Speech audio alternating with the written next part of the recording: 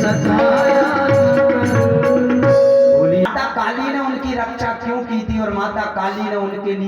किया था, ये चर्चा हमें आप सुनाइए। तब श्री सूत जी महाराज सुनाते हैं, कहते हैं हमारे भारत में 3 भरत हुए हैं। माता जी, हमारे पुराणों में 3 भरत की चर्चा आई है और उन्हीं के कारण हमारे देश का नाम भारत पड़ा है। वैसे तो बहुत सारे भरत हैं, तुम्हारे बोरदेई में ही बहुत सारे होंगे, लेकिन पुराणों में 3 भरत हुए हैं प्रमुख। पहले भरत हुए हैं ऋषभ देव नंदन जड़ भरत, जिनकी चर्चा मैं आपको सुना रहा हूँ। दूसरे भरत हुए हैं दुष्यंत शकुंतला नंदन भरत, और तीसरे भरत हुए हैं दशरथ और कैकेयी नंदन भरत, यानी राम जी के भाई भरत। ये 3 भरत हुए हैं। इनमें जो सबसे पहले भरत हुए जड़ भरत, ये मैं आपको उन जड़ भरत जी की चर्चा सुनाता हूँ। कहते हैं जब सृष्टि का नियम हुआ, ये सृष्टि का प्राकट्य हुआ, तो प्रियव्रत जी की संतान श्री ऋषभ देव जी महाराज हुए हैं, जिनके द्वारा जैन धर्म की उत्पत्ति हुई है। हमारे जो जैन धर्म के भाई, उनके प्रथम तीर्थंकर श्री ऋषभ देव जी महाराज हैं। ऋषभ देव जी महाराज की मैं आपको चर्चा सुना रहा हूँ। ऋषभ देव जी महाराज के 100 बेटे थे, और इनके 100 बेटों में से सबसे बड़े बेटे का नाम श्री भरत जी महाराज था, जिनकी चर्चा मैं आपको बता रहा हूँ। एक बार ऋषभ देव जी ने अपने बेटे 100 बेटे भरत जी महाराज को बुलाया और 100 बेटों से एक प्रश्न किया। 100 बेटों से पूछा, बेटा मैं तुमसे एक प्रश्न करना चाहता हूँ। बेटों ने कहा, हाँ पूछिए पिताजी, क्या पूछना चाहते हो। ऋषभ देव जी ने कहा, बेटा मैं पूछना ये चाहता हूँ, इस संसार में तुम्हारा कौन है। देखना माता जी, बड़ा प्यारा प्रश्न है। इस संसार में तुम्हारा कौन है, ये पूछना चाहता हूं तुमसे। बताओ 100 के 100 बेटे, इस संसार में तुम्हारा कौन है। अब वहां जितने बेटे थे, सबने अपने अपने तरीके से बताया। आप लोगों को पता माता जी इस संसार में तुम्हारा कौन है? नहीं पता। ये शरीर भी अपना नहीं है, धन दौलत भी अपनी नहीं है, सब यही छूट जाना है। शरीर तो छोड़ो माता जी, आंख कान नाक मुंह हमारा भी नहीं है। अगर ये आंखें हमारी होती तो बुढ़ापे में दिखना बंद हो जाता है, हम आंखों से कह देते तू हमारी है तो देख। यहाँ तक कि ये सांसें भी हमारी नहीं है। सांसें हमारी होती तो हमारी जब इच्छा होती तब हम लेते, जब इच्छा होती ना लेते। कोई हमसे कहता भैया सांसें क्यों नहीं ले रहे हो, तो हम कहते हमारी सांसें, हम ले ना ले तुम्हें क्या करना। लेकिन फिर भी अगर हमें सांसें लेनी पड़ रही हैं, इसका मतलब ये सांसें भी हमारी नहीं है। जब तक भगवान की इच्छा है सांसें चल रही हैं, और इच्छा समाप्त हो जाएगी तो एक पत्थर की ठोकर लगेगी और ये सांसें बंद हो जाएंगी, हमारा शरीर समाप्त हो जाएगा। एक ठोकर लगेगी और खत्म। इस संसार में कोई हमारा नहीं है। तुरंत सब बेटों ने कहा, किसी बेटे ने कहा पिताजी आप हमारे हो, किसी बेटे ने कहा माता जी हमारी हैं, किसी बेटे ने कहा ये धन हमारा है। अंत में ऋषभ देव जी ने भरत जी से पूछा, भरत तुम बताओ तुम्हारा कौन है। तब भरत जी ने कहा, पिताजी बेटा बेटी परिवार और धन ये कुछ भी मेरा नहीं है। कि माता न सस्यात् न पिता न सस्यात् बंधुरे न सस्यात् न गुरोर न सस्यात्। पिताजी इस संसार में ना माँ हमारी है ना पिता हमारे हैं, क्योंकि जब हम जाएंगे तो ना माँ बाप साथ में जाएंगे, ना पिता ना कोई हमारे साथ में जाएगा। संसार में तुम्हारा कौन है। बोले संसार में सिर्फ एक ही हमारे हैं, मेरे तो गिरधर गोपाल दूसरो ना कोई। मेरे अगर कोई है पायो जी मैंने राम रतन पाया। अगर मेरे इस संसार में है तो सिर्फ भगवान है, और भगवान के अलावा इस संसार में मेरे कोई भी नहीं है, सिर्फ भगवान मेरे है और कुछ भी मेरा नहीं है। सब कुछ भी सिर्फ है तो भगवान मेरे है। आज के आदमी को माता जी आपने देखा होगा, जिंदगी गुजर जाती है लेकिन आदमी अगर कुछ करता नहीं है तो भगवान की भक्ति नहीं करता आदमी। माता जी की उम्र 50-60 साल की हो गई, इस उम्र में भगवान का भजन करना चाहिए, फिर भी अभी माता जी ने नोटों को गिनना बंद नहीं किया। पिताजी की उम्र 50-60 साल की हो गई, 70 साल की हो गई, लेकिन इस उम्र में भी पिताजी ने अभी नोट गिनना नहीं छोड़ा है, इस उम्र में भी नोट गिन रही है। बल्कि कथा कहती है संसार में धन की सिर्फ 3 गति होती है। ये 3 काम तुमने अपने धन से नहीं किया तो तुम्हारा धन बिगड़ जाता है। धन की सिर्फ 3 गति है, ध्यान से सुन लेना। आपके पास जो भी हो, 2 रुपए भी हो तो उसकी 3 गति है। धन की पहली गति होती है दान, यानी भगवान ने आपको धन दिया है तो आप उसका दान कर लीजिए। अब दान करने का अगर दिल भगवान ने इतना बड़ा तुम्हें नहीं दिया है तो धन की दूसरी गति होती है भोग, यानी धन का भोग कर लीजिए। भगवान ने जो धन दिया है वो तुम अपने ऊपर ही खर्च कर लो। ये नहीं कि सूखी रोटी खा खा के 2-2 रुपए जोड़ रहे हो और तुम मर गए और बेटे ने 1 साल में उड़ा दिया पूरा। धन का भोग करो, ये धन की दूसरी गति। कुछ नहीं कर पा रहे हो तो धन को अपने ही ऊपर खर्च करो, भोग करो। और अगर भोग भी नहीं कर पा रहे हो अपने धन का, तो देवी भागवत की कथा कहती है धन की तीसरी गति होती है नाश। यानी धन को दान नहीं किया, धन का अगर भोग नहीं किया, तो धन की तीसरी गति है नाश। तुम्हारा धन नष्ट हो जाता है, खत्म हो जाता है। और माता जी मैंने ये प्रत्यक्ष देखा, जब मैं वृंदावन में रहता था तो मेरे सामने एक बूढ़ी माता जी रहती थी, 60, 70, 80 साल की रही होगी वो माता जी। उन माता जी के पास 10 के नोट की एक गड्डी थी, और मैं छोटे से देखते हुए बड़ा हो गया था, लेकिन उनके 10 की नोट की गड्डी खत्म नहीं हुई थी। अब कितनी कंजूसी से वो खर्च करती रही होंगी, आप सोचो। तो मैं छोटे से बड़ा हो गया तो उसी में से एक 10 का नोट निकालती थी, उसमें से खर्च करती थी और फिर रख लेती थी अपनी गड्डी में पैसे। उनकी गड्डी समाप्त नहीं हुई उन माता जी की। एक बार मैं कहीं कथा करने गया और जब लौट के गया तो पता चला कि वो माता जी की मृत्यु हो गई है। वो माता जी अब चली गई छोड़ के। मुझे कुछ भी याद नहीं आया। मुझे उन बेटों से जाकर मुझे तुरंत याद आया। मैंने कहा बेटा, माँ तो मुझे तेरी ज्यादा याद नहीं है, लेकिन माँ की गड्डी जरूर याद है। मैं बचपन से देख रहा हूँ। तेरी माँ तो मर गई बेटा, वो गड्डी कहाँ गई है, तुझे दे के गई कि नहीं गड्डी? उस बेटे ने तुरंत कहा गुरुजी माँ बता के तो नहीं गई है, कहाँ रख के गई है? मैंने कहा खत्म हुई थी कि नहीं 10 के नोट की गड्डी? बेटे ने कहा गुरुजी खत्म तो नहीं हुई थी, ये पता है हमें, लेकिन रख के कहाँ गई वो पता नहीं। हमने कहा ढूंढो कहाँ गई है। अब माता जी का पूरा घर आर देखा, उनकी आड़ियां साड़ियां सब निकाल के देखी, लेकिन कहीं पे गड्डी नहीं मिली। बाद में माता जी जो तकिया रख के सोती थी, वो तकिया के अंदर वो गड्डी रखी थी 10 के नोट की थोड़ी सी। वो गड्डी को मैंने निकलवाया, और जब उस गड्डी को निकाला माता जी, तो बहुत दिन से वो तकिए के नीचे दबी हुई रखी थी। तो वो जो 10 के नोट की गड्डी थी, वो नोट सड़ चुकी थी, नोट खराब हो गए थे। बहुत दिन का भाई रखी हुई चीज खराब हो जाती है।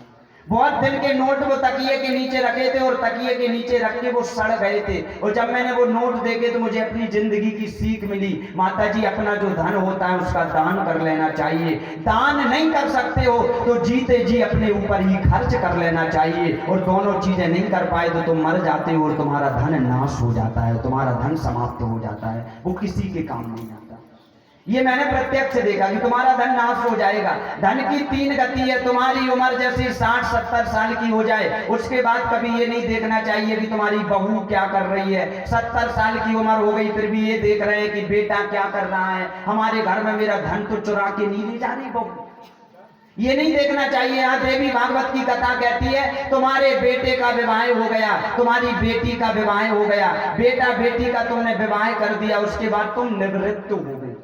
यानी तुम्हारे ऊपर जो भार था वो भार समाप्त हो गया। उसके बाद तुम्हारा घर में काम ही क्या है? बेटा बेटी की शादी हो गई, अब काम तुम्हारा बचा क्या घर में?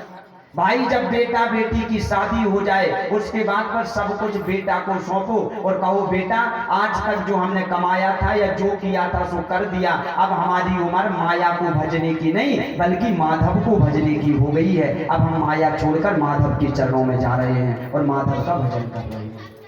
एक उम्र जब हो जाए तो उस उम्र के बाद भजन करना चाहिए, उस उम्र के बाद भगवान का नाम लेना चाहिए। ये नहीं कि बुढ़ापा आ गया माता जी का और बुढ़ापे में भी नाती को खिला रही है माता जी। एक बार मैंने देखा एक माता जी मृत्यु होने लगी तो अपने 4 बेटों को बुलाया और बेटों का हाथ पकड़ा, हाथ पकड़ के कहा बेटा तुम सब लोग मिलके रहना, अच्छे से रहना। अब मरते समय जिन माता जी को भगवान को भजना चाहिए था, जन्म जन्म मुनि जतन कराई अंत राम कही आवत नाई, मरने का समय आ गया, मरते समय तुम्हें जपना चाहिए भगवान का नाम और तुम बेटों को कह रही हो बेटा प्रेम से रहना। अरे तुम्हारा बुढ़ापा आ गया, मरने का समय आ गया, तुम्हारे बुढ़ापे में तेरे बेटे को तू आज तक नहीं समझा सकी कि मिलके रहना, तो मरते समय कौन सा तू समझा के चली जाएगी और वो तेरे बेटे मिलके रह लेंगे। जिंदगी भर जो तू अपने बेटे बहू को नहीं समझा भाई, तो मरते समय अपनी मुक्ति क्यों बिगाड़ रही है? माता जी समझने बड़ी विशेष बात है भाई। जब मरते समय तुम्हें राम को जपना चाहिए, मरते समय तुम्हें भगवान को जपना चाहिए, उस उम्र में तुम अपनी मुक्ति बिगाड़ रही हो ना। बेटा क्या कर रहा है बिल्कुल ध्यान मत दो, बहू क्या कर रही है ध्यान मत दो। जैसे ही उम्र 60-70 साल से ज्यादा होती है, अब तो भगवान के चरणों में अपने मन को लगा लो, जो उनको करना हो सो करो। हम तो भगवान के चरणों में आ गए हैं और हम मुक्ति का उपाय हम सोचने लगे हैं और हम मुक्ति करेंगे। अपनी, वो करो। अब हमने मुक्ति का उपाय सोच लिया, अब हमें करना क्या है, हमें अपनी मुक्ति के बारे में सोचना है। ये मत देखो कि घर में कौन कर रहा है। लिखा है जैसे ही हमारी उम्र 60 साल से ज्यादा हो जाए उसके बाद हमारा समय घर में कम बीतना चाहिए और हमारा समय मंदिरों में ज्यादा बीतना चाहिए। जैसे ही हमारी उम्र 60 साल से ज्यादा हो जाती है हमारा समय घर में कम बीतना चाहिए, बल्कि तीर्थों में हमारा समय ज्यादा बीतना चाहिए, भगवान की कथा में हमारा समय ज्यादा बीतना चाहिए। ये नहीं कि बेटा बहू की शादी हो जाए, बेटी की शादी हो जाए पर मैं तीर्थ करने जाऊंगी, बोरदेई में ही जन्म लिया, बोरदेई में ही मर गए, तीर्थ आज तक नहीं किया और कह रहे थे तीर्थ करने जाएंगे हम। ना माता जी, ये बातें इसलिए सुना रहा हूं तुम्हारे जीवन में बदलाव आए।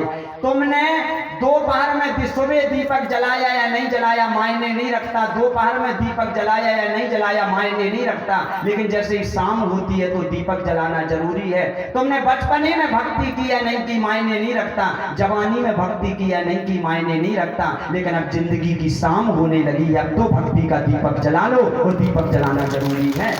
तुम अब जिंदगी की शाम हो रही है, अब जिंदगी जब चली जाएगी, जिंदगी जब खत्म हो जाएगी तब तीर्थ करोगे क्या, तब भगवान को भजोगे क्या? बेटा बहू को समझाओ, समझाओ, समझते हैं तो समझे और ना समझे तो उनको ऊपर छोड़ दो और आप अपने मन को उनसे हटा लो। ये नामुमकिन है कि दुनिया अपनी मस्ती छोड़ दे, ये नामुमकिन है कि दुनिया अपनी मस्ती छोड़ दे, इसलिए ये दिल तू ही ये बेकार की बस्ती छोड़ दे, तू ही ये बेकार की बस्ती छोड़ दे। ये नामुमकिन है कि दुनिया सुधरे, उनको सुधारो मत, तुम अपना काम करो, भगवान के चरणों में मन लगाओ। राधे राधे बोलना पड़ेगा, जोर से बोलना पड़ेगा। इस तरफ की माता जी लोगों में देखता नहीं हूं तो आप तो हाथ ही से नहीं उठाती। अब कल से मैं ऐसे बैठूंगा बीच में, ये माता जी सामने वाली सब उठा लेती, गुरु जी देख रहे, माता जी किनारे वाली धीरे से ऐसे कर राधे राधे बोल देती है, ऐसे हाथ उठा। मेरी नजर नहीं है लेकिन माता जी की तो लाखों आंखें हैं, वो तो देख रही हैं। राधे राधे बोलना पड़ेगा, राधे राधे जोर से बोलना पड़ेगा, राधे राधे जोर से राधे राधे बोलना चाहिए। यही पाप काटती है माता जी। कथा सुनने से हमारे पाप नहीं कटते, एक बार और मैं आपको बता दे रहा हूँ, भगवान का नाम भजने से पाप कटते। इतनी देर तुमने कथा सुनी, तुम्हारे पाप नहीं कटेंगे, लेकिन जो तुमने बीच में राधे राधे बोल लिया ना, ये राधे राधे तुम्हारे पापों को काटता है और उससे तुम्हारे पाप कटते हैं। राधे राधे ये बोलना चाहिए आदमी को। ऋषभ देव जी से भरत जी ने कहा, पिताजी इस संसार में हमारा कोई नहीं है, अगर संसार में हमारा कोई है तो हमारे सिर्फ भगवान है और भगवान के अलावा संसार में कोई नहीं है। कहते हैं ऋषभ देव जी को बात समझ में आ गई, ऋषभ देव जी ने वैराग्य धारण कर लिया है और भरत जी महाराज को राज्य सौंप दिया है। एक दिन भरत जी की भी जब उम्र हो गई तो भरत जी ने अपना राज्य को छोड़ा और गंडकी नदी के किनारे भरत जी तपस्या करने के लिए चले गए हैं। बैठ के भरत जी महाराज तपस्या कर रहे थे, उसी समय भरत जी महाराज ने देखा कि नदी में एक हिरण पानी पीने के लिए आई है। नदी में वो हिरण नहीं है माता जी, वो तो गौ माता। गंडकी नदी के किनारे जाकर भरत जी महाराज तपस्या करने लगे। एक दिन एक हिरण आई और वो हिरण गर्भवती थी, वो पानी पीने लगी गंडकी नदी में। जैसे ही पानी पी रही थी तो पीछे से शेर ने एक दहाड़ लगाई और जब दहाड़ा तो वो हिरण डर गई और डर के नदी में कूद गई। वो हिरण जैसे ही नदी में कूदी तो डर के कारण पेट में जो बच्चा था उसने अपने बच्चे को गंडकी नदी में जन्म दे दिया और बच्चे को जन्म देने के दर्द के कारण उस बच्चे की तो मृत्यु नहीं हुई पर मां की मृत्यु हो गई। कहते हैं जब एक माँ अपने बच्चे को जन्म देती है तो 5000 हड्डी एक साथ जितना टूटती है उतना दर्द एक माँ को होता है अपने बच्चे को जन्म देते समय। एक हड्डी टूटने में इतना दर्द होता है, 5000 हड्डी जब एक साथ टूटती हैं, देवी भागवत की कथा कहती है इतना कष्ट एक माँ को अपने बच्चे को जन्म देने में होता है कि हमसे ज्यादा अनुभव तो आपको होगा, उससे ज्यादा इतना दर्द है बच्चे को जन्म देने में। माँ ने अपने प्राण त्याग दिए और वो जो हिरण का छोटा सा बच्चा था, वो हिरण का बच्चा उसी गंडकी नदी में तैरने लगा, डूबने वाला था और भरत जी ने विचार किया कि इस बच्चे को बचा लेना चाहिए। भरत जी ने अपनी माला को छोड़ा और माला को छोड़कर भरत जी उस हिरण के पास गए और हिरण के बच्चे को भरत जी महाराज लेके आ गए। यहाँ लाके भरत जी महाराज ने हिरण के बच्चे को थोड़ी आग दिखाई, हिरण का बच्चा स्वस्थ हो गया और भरत जी महाराज ने उस हिरण के बच्चे को अपने पास रख लिया। यहाँ माता जी भरत जी महाराज से एक गलती हो गई। गलती ये हो गई, जब भरत जी महाराज ने हिरण को बचाया तो बचाना अच्छी बात है, लेकिन तुम घर बार छोड़ के यहाँ जंगल में आए थे और यहाँ तुमने हिरण को पाल लिया। जब भाई उसको बचा दिया था, उसे हिरण के झुंड में छोड़ देना था।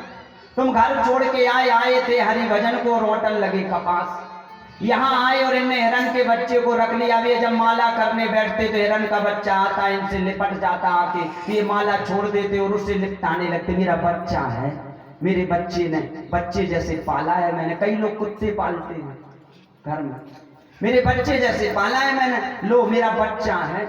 मैंने कई लोगों को देखा, माता जी मैं इंदौर कथा करने गया था, एक पिता इतना कठोर था, उसने कभी अपने बेटे को अपने साथ में नहीं सुलाया, लेकिन कुत्ते को बिस्तर पे सुलाता था। एक को मैंने देखा, वो कभी अपने बेटे को अपने हाथ से कभी घुमाने नहीं ले गया होगा, लेकिन कुत्ते को मॉर्निंग वॉक कराने ले जाते हैं, मैंने देखा। और को छोड़ो, मैंने एक जगह और देखा, वहां इंदौर में बड़ी सफाई चलती है, स्वच्छता रहती है, कुत्ते ले जाते हैं तो कुत्ते के साथ पॉलीथिन ले जाते हैं कि अभी करेगा तो भर के लाना है। इसलिए ऐसे लोगों को देखा मैंने खुद अपनी आंखों से। आज की पढ़ी लिखी माताएं हैं, पढ़ी लिखी माताओं से कहेंगे माता जी गाय का गोबर उठाया करो, गौ माता को अपने घर में पाला करो, तो माता जी मॉडर्न जमाने की बन जाती है तुरंत। अंग्रेज, गोरे अंग्रेज तो चले गए माता जी हमारे भारत से, लेकिन काले अंग्रेज आज भी हमारे भारत में रह रहे हैं, जो संस्कृति को फॉलो कर रहे हैं, जो हमारी संस्कृति को नहीं मानते। माता जी से कहोगे माता जी कभी गौ माता का गोबर उठा लिया करो, कभी गौ माता को एक रोटी खिला दिया करो, कभी गौ माता का गोबर साफ कर दिया करो, तो चीची हम इतने पढ़े लिखे हैं, गौ माता का गोबर उठाएंगे, कुत्तों को तो कुत्तों को साथ में सुनाएंगे, वो ज्यादा अच्छे हैं। ये संस्कृति है माता जी। जैसे जैसे पढ़ाई लिखाई आदमी ने ज्यादा कर ली है ना, तो जितने पढ़े लिखे हो जाते हैं उतने मूर्ख बन जाते हैं, उतनी संस्कृति से दूर हो जाते। पहले जब लोगों के घर में भोजन करने जाते थे, भोजन करने बैठते थे, पत्तल लगा के बड़े प्रेम से उन्हें भोजन कराया जाता था। और अब भोजन करने जाते कोई पूछने वाला नहीं है, खुद प्लेट लेके और खा रहे। इसको गिद्ध भोजन कहते हैं हमारी भाषा में। लो, जैसे जैसे आदमी पढ़ा, पहले चप्पल उतार के और पालती मारकर आदमी भोजन करता था, और आज का पढ़ा लिखा आदमी जूते और चप्पल पहन के भोजन कर रहा है। पहले की माँ अगर घर में कोई चप्पल पहनकर आ जाए तो पूरे घर में पोंछा लगाती थी, और आज की माँ खुद स्लीपर पहनकर और अपने घर में रसोई में खड़े होकर भोजन बना रही है। आज की माँ रसोई में भोजन बना रही चप्पल पहन के। और पहले चप्पल पहन के अगर बच्चा भी आ जाए ना, तो माँ पूरी साफ सफाई करती थी पूरे घर की, करती थी कि नहीं। अब ये चप्पल पहन के रसोई में अन्नपूर्णा मैया रहती है, मंदिर है रसोई, और मंदिर में कभी चप्पल पहन के नहीं जाया जाता है। जो माता जी अब टाइल्स लगवा लिए, ठंडे ठंडे लगते हैं, गुरु जी अब चप्पल तो पहनना ही पड़ेगा। ये जमाना माता जी बड़ा बदल गया। मैं तो हमेशा कहता हूँ पढ़ो लिखो खूब, लेकिन संस्कृति को भी थोड़ा सा अपनाओ, संस्कृति से दूर मत रहो। पहले आपने देखा होगा विवाह होता था तो विवाह में घर की माताएं भोजन बनाती थी, बाहर की माताएं नाचने के लिए आती थी। आज विवाह होता है तो बाहर की माताएं भोजन बनाने के लिए आती हैं और घर की माताएं नाचा करती हैं। ये दिखता है कि नहीं करने को। पहले के लोग घर में भोजन करते थे और शौच क्रिया करने के लिए बाहर जाते थे। आज के लोग भोजन करने बाहर जाते हैं और शौच क्रिया करने के लिए अपने घर में जाते हैं। ये कलयुग में बदलाव आ रहा है।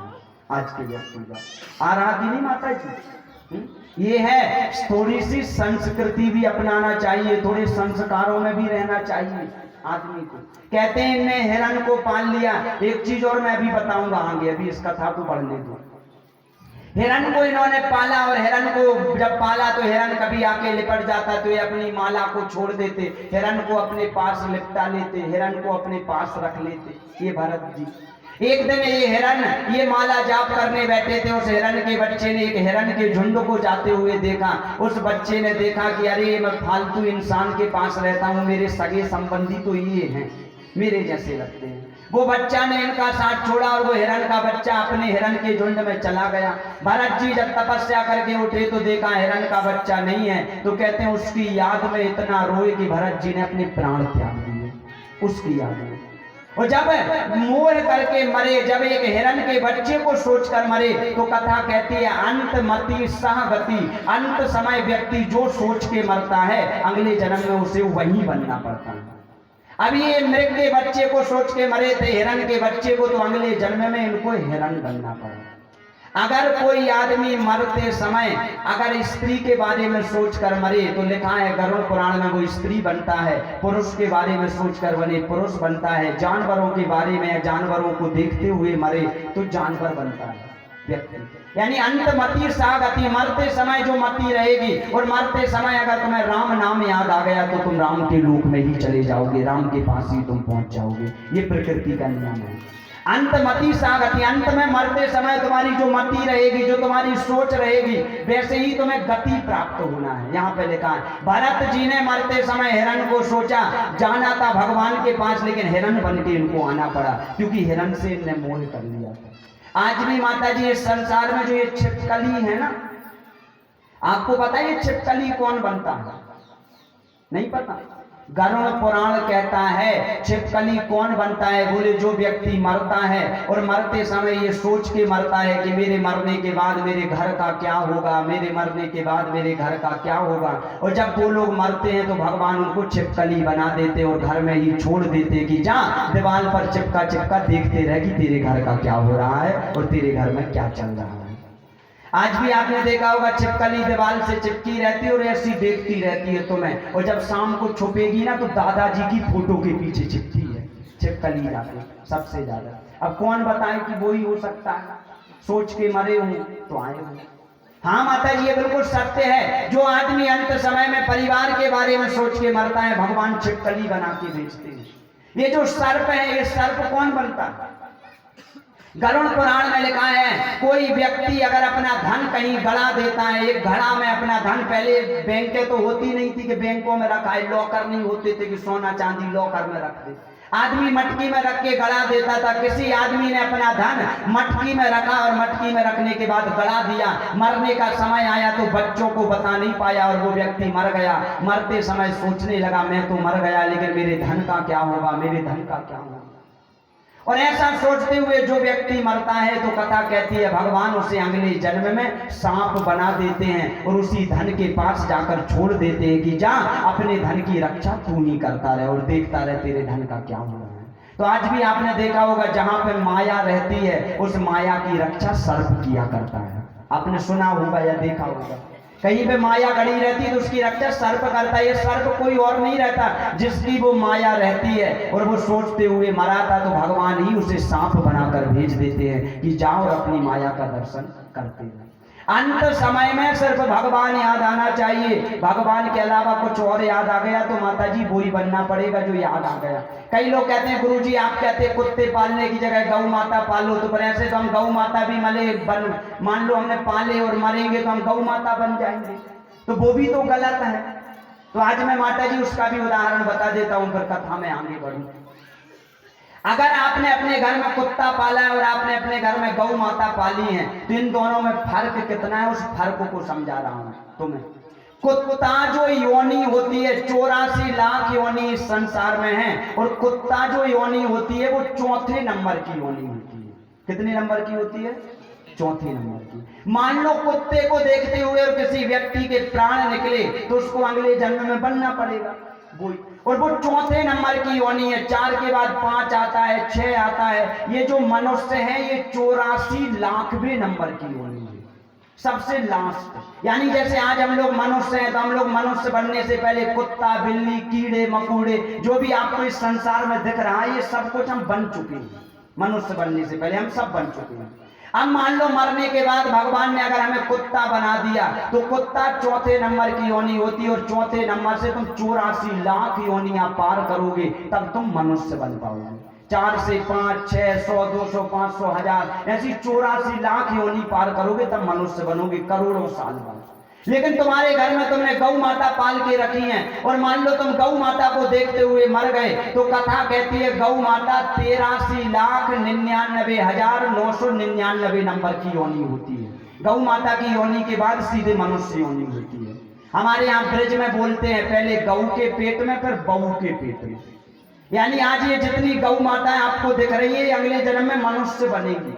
ये आप संसार में जितनी गौ माता देख रहे हो ये सब मनुष्य बनेंगी अगले जन्म में। मान लो कुत्ता को देखते हुए मरे तो 84 लाख योनि काटने के बाद तुम्हें मनुष्य बनना पड़ेगा, और गौ माता को देखकर अगर मरे तो गौ माता बनोगे और उसके बाद पुनः फिर मनुष्य बन जाओगे, फिर तुम्हें मनुष्य योनि प्राप्त हो जाएगी, फिर मनुष्य बन जाओगे। राधे राधे बोलना पड़ेगा, जोर से बोलना पड़ेगा, राधे राधे। भरत जी महाराज ने मोह किया तो ये मृग बने, मृग बनने के बाद इनने विचार कर लिया कि अब मुझे मोह नहीं करना है, तो अगले जन्म में भगवान ने इन्हें मनुष्य बनाया। इनके पुण्य थे, पुण्य के कारण मनुष्य बनने के बाद भरत जी महाराज ने जड़ रहकर अपना जीवन बिताया। एक दिन राजा रघुवर से भेंट हुई, कुछ डाकू इनकी बलि देना चाहते थे। माता काली के ये सच्चे भक्त थे। जब डाकुओं ने बलि देना शुरू किया तो माता काली ने प्रकट होकर उन डाकुओं को मारा और स्वयं भरत जी महाराज की रक्षा की है। बोलिए काली मैया की जय। और शौनकादि ऋषि कहते हैं सूत जी यही ये चर्चा है जो चर्चा मैंने आपको सुंदर सुनाई है। इसी कारण से इन्हीं की रक्षा के लिए माता काली ने अवतार लिया है और भरत जी की सुंदर रक्षा की है। ये चर्चा मैंने आपको सुनाई है। शौनकादि ऋषियों ने पुनः प्रश्न कर दिया सूत जी महाराज से, गुरु जी हमें एक बात और बता दीजिए, हम एक बात और सुनना चाहते हैं। गुरुजी ने कहा बेटा पूछो। गुरुजी हम ये सुनना चाहते हैं कि हमने सुना है एक बार त्वष्टा ऋषि के कारण वृत्तासुर का जन्म हुआ था, और वृत्तासुर को जब इंद्र ने मारा था तो माँ भगवती इंद्र पर क्रोधित हो गई थी। इंद्र पर माँ भगवती क्रोधित क्यों हुई थी ये चर्चा हमें सुनाई। तब श्री सूत जी महाराज कहते हैं एक बार इंद्र ने अपने गुरु की हत्या कर दी थी। ध्यान से सुनना माता जी। इंद्र एक बार अपनी सिंहासन पर बैठा हुआ था, उसी समय देवताओं के गुरु हैं श्री बृहस्पति जी। बृहस्पति जी का आगमन हुआ और बृहस्पति जी का अपमान कर दिया इंद्र ने। इसने गुरु जी को देख के और गुरु जी के अपने स्थान पर उठा नहीं, अपने स्थान पर ही बैठा रहा ये इंद्र। जब गुरुजी ने देखा तो कहते हैं गुरुजी क्रोधित हो गए और क्रोधित होकर गुरुजी छोड़ के चले गए। जब गुरुजी छोड़कर गए तो गुरु कृपा इसके ऊपर से समाप्त हो गई। अच्छा माता जी आप लोगों के गुरु हैं कि नहीं? ऐसे हाँ या ना तो बोलो।